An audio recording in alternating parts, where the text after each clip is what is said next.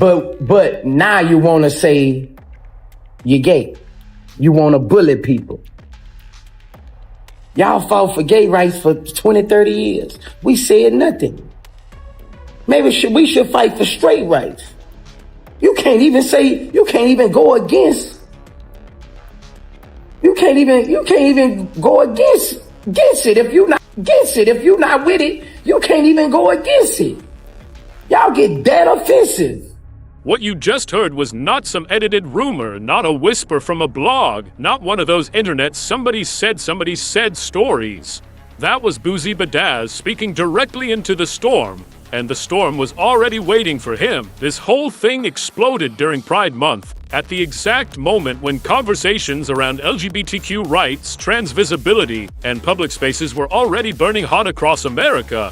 Then Boosie stepped into the middle of it with one post about a topless pool party, and just like that, a regular party promo turned into a full-blown culture war. The headline was simple: Boosie was accused of banning trans women from his upcoming event. But the reason it hit so hard was not just the rule itself. It was the way he said it, the way he posted it, the way he put a private DM in public, and then the way he came back on camera like he was not backing down from a single word. Now the internet is split in two. One side is saying it's his event, he can make the rules. The other side is saying this is bigger than a party.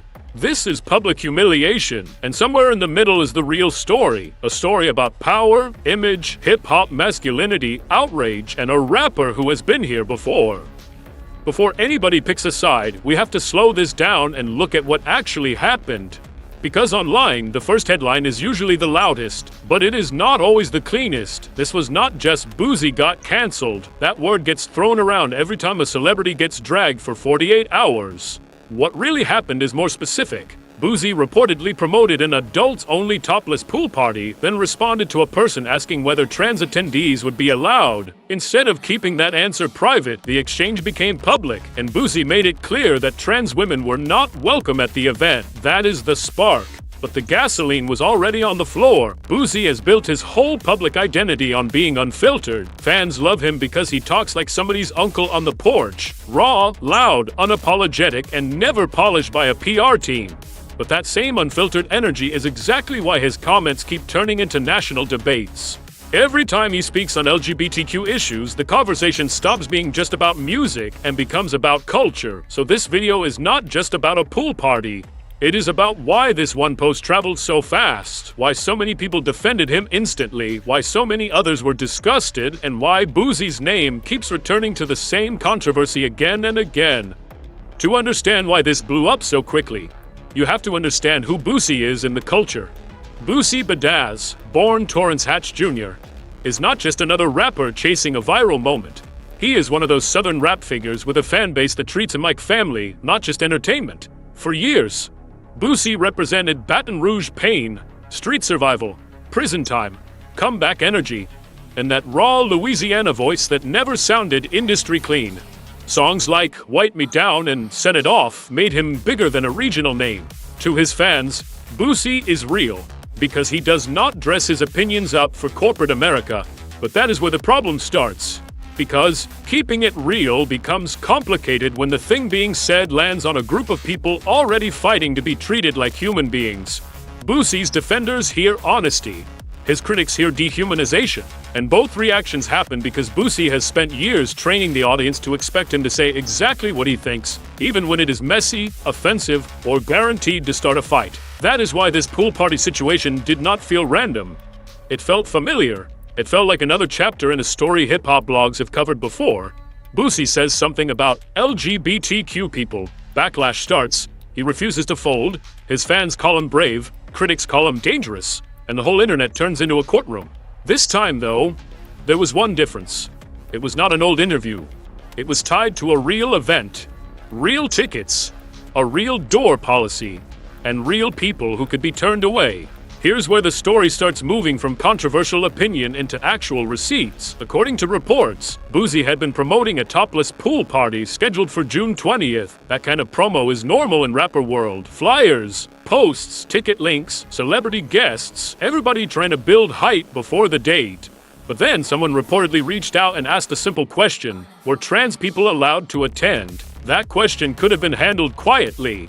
A yes, a no, a private response, a professional answer, anything. Instead, the situation went public. Reports say Boosie shared the exchange and made it clear that trans women would not be allowed. The language attached to the post was what really detonated everything. Multiple outlets reported that he used an anti-trans slur and described how people would be checked at the door based on physical features like facial structure, hands, and Adam's apples. That is the part that turned this from an event policy into a viral controversy, because now people were not only debating whether a host has the right to control a guest list, they were debating whether a public figure had just turned a person's identity into a spectacle. And the DM detail matters. This was not a random troll crashing his comments. This was reportedly someone trying to ask before buying a ticket, trying to avoid confusion, trying to support the event respectfully. That is why the backlash came so fast. Critics saw humiliation, supporters saw boundaries, blogs saw engagement, and Boosie saw the whole timeline talking about his party. Once that post hit social media, the reaction did what reactions do in 2026. It multiplied before anybody could even catch their breath. Hip-hop blogs picked it up. Comment sections turned into war zones. People were not just arguing about Boosie anymore. They were arguing about freedom, discrimination, privacy, gender, masculinity, religion, cancel culture, and whether public outrage has gone too far. And here is what makes this situation so wild. Both sides thought they were defending something bigger than a pool party. Boosie supporters were saying, "This is his event. Nobody is forcing anybody to go. If people can have women-only spaces, men-only spaces, private parties, dress codes, VIP sections, and guest lists, then why can't Boosie decide who comes to his party?" That argument hit hard with his fan base, because a lot of people feel like celebrities are not allowed to say anything anymore without being punished. But critics saw it completely differently. To them, this was not about a private guest list. This was a famous rapper publicly mocking a marginalized group during Pride Month, then describing a door-checking system that sounded humiliating before the party even started. And then there is the third layer, the content economy. Every repost created clicks. Every angry comment created reach. Every reaction video pushed the story further. Whether Boosie planned it or not, the controversy became promotion. The party got more attention in 2 days than a normal flyer could have gotten in 2 weeks. That is the uncomfortable part. In today's internet, outrage does not always cancel people. Sometimes outrage sells the ticket. Then came the response video. And this is where Boosie made it clear he was not trying to soften the message. Most celebrities, when backlash gets this loud, start moving carefully. They delete the post. They let a manager speak. They issue some vague line about being misunderstood. Boosie did the opposite. He went straight into defense mode. His main argument was ownership. In his view, if a person owns or controls an event, that person has the right to set rules. He compared it to venues banning alcohol, stadiums requiring clear bags, restaurants enforcing dress codes, and prisons setting visitor restrictions. Basically, he framed it like this: every establishment has rules, and his party is no different. That argument makes sense to a lot of people on first listen because we all understand rules. No hats, no ripped jeans, no outside drinks, no weapons, no oversized bags. Those are everyday conditions people accept all the time. But then Boosie took it further. He turned it into a bigger argument about gay rights, straight rights, and people supposedly not being allowed to disagree anymore.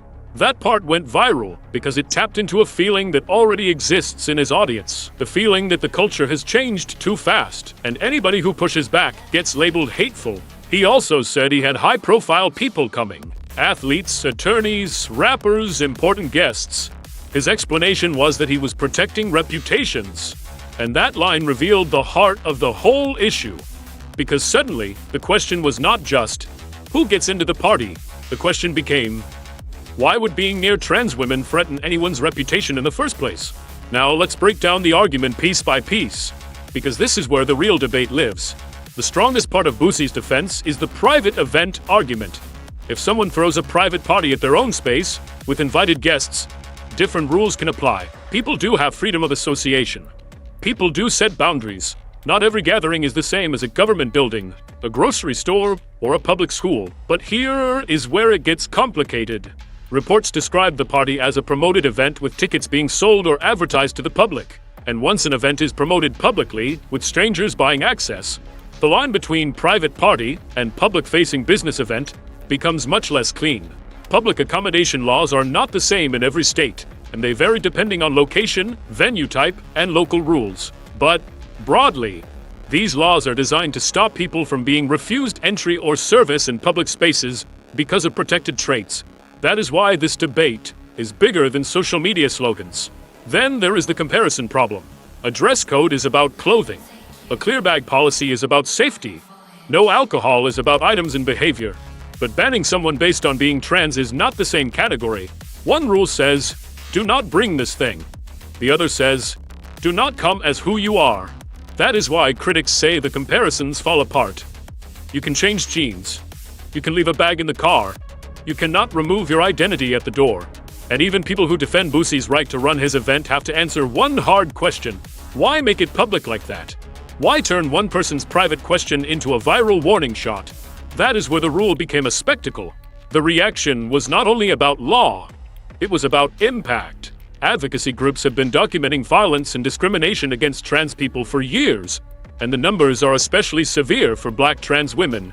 Advocates for Trans Equality reported that in its 2025 Remembrance Report, Black trans women made up a disproportionate share of recorded violent deaths among trans people. That context matters because when a rapper with millions of followers uses mocking language, critics argue it does not stay online. It lands in the real world. That is why this party announcement hit differently during Pride Month. Pride is supposed to be a moment of visibility and safety for LGBTQ people. So when the message becomes, "You are not welcome here, and we will inspect bodies at the door," the backlash is not just emotional. It is rooted in fear that public humiliation can normalize public mistreatment. And the door-checking part may be the most disturbing practical detail. Boosie reportedly described looking for physical features to identify trans women. But think about what that means in real life. A bouncer standing in a pool party would be making guesses about women's bodies. A tall woman, a woman with broad shoulders, a woman with a deep voice, a woman with big hands. A cisgender woman who simply does not fit somebody's narrow idea of femininity could be embarrassed, questioned, or blocked. So the policy does not just target trans women. It creates a body policing atmosphere around every woman at the door.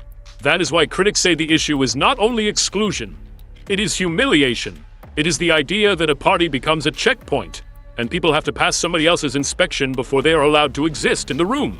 And this is where the past walks back into the room. This pool party controversy did not land on a blank page. Boosie has a long history of public comments about LGBTQ people that have already created backlash. Back in 2016, Pitchfork covered his comments about gay representation on television after a Vlad TV interview. In 2020, after Dwayne Wade publicly supported his daughter Zaya, Boosie posted comments that brought national criticism. Later that same year, Mike Tyson confronted him on Hot Boxing with Mike Tyson and challenged him over why he felt the need to speak on other people's lives. Then in 2021, when DaBaby's Rolling Loud comments caused a massive industry firestorm, Boosie's name again appeared in the conversation around hip-hop, LGBTQ backlash, and freedom of expression. DaBaby was dropped from multiple festival lineups after his comments, and Boosie became one of the older rap voices people associated with defending that kind of pushback. So when this 2026 pool party post appeared, a lot of people did not see it as one bad decision. They saw a pattern. That is why the reaction was so immediate. The audience already had context, the blogs already had history, the critics already had receipts, and Boosie's fans already knew exactly what side they were on. But here is the twist. Boosie is not a simple cartoon villain to his supporters. He has sat across from openly gay media figures, had civil conversations, joked, debated, and still kept his position. That contradiction is part of why people keep watching him. He can seem friendly in one room and offensive in the next. And that contradiction may be the real Boosie. Not confused, not scripted, just completely unwilling to be reshaped by the backlash. Now let's talk about the word everybody loves to use. Cancelled. Was Boosie actually cancelled? Or was he just criticized? Because those are two very different things. Being dragged online is not the same as losing your career. A wave of angry comments is not the same as losing your platform. And from everything visible right now, Boosie still has his audience. His name is still moving, the blogs are still covering him, and the event has gotten more attention than it probably ever would have without the controversy. That is the part people do not always want to admit. Sometimes outrage does not shut a celebrity down.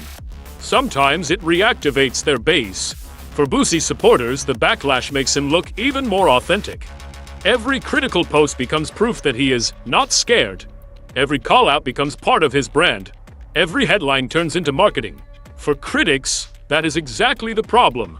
They see a system where public figures can mock vulnerable communities, face a few days of backlash, then walk away with more attention than before. No real loss. No real accountability. Just another viral cycle. That is why cancel culture is such a messy term here. If a person is still selling tickets, still trending, still getting reposted, still being defended, and still turning controversy into visibility, then maybe cancellation is not what happened. Maybe the real story is simpler and darker. Controversy became currency, and everybody blogs, fans, critics, and the artist himself helped spend it. This situation also opens up a bigger conversation hip-hop has been avoiding for a long time. Hip-hop was born from people who were pushed outside the system. Poor communities, black communities, people ignored by mainstream America. The whole culture was built on giving a microphone to people who were not supposed to have one. That is why the phrase, "keep it real," means so much in rap. It is not just about honesty, it is about survival. But what happens when keeping it real becomes a shield for hurting people who are also marginalized? That is the contradiction sitting underneath this whole story. Hip-hop has always spoken for the outsiders, but sometimes the culture has struggled to protect outsiders within its own house, especially queer and trans people who love the music, support the artists, buy the tickets, quote the lyrics, and still get treated like they do not belong. Then there is the masculinity piece. Boosie saying he wants to protect reputation says a lot. It suggests that some men still believe being around trans women or LGBTQ people can damage their image. That fear is old, but it is still powerful.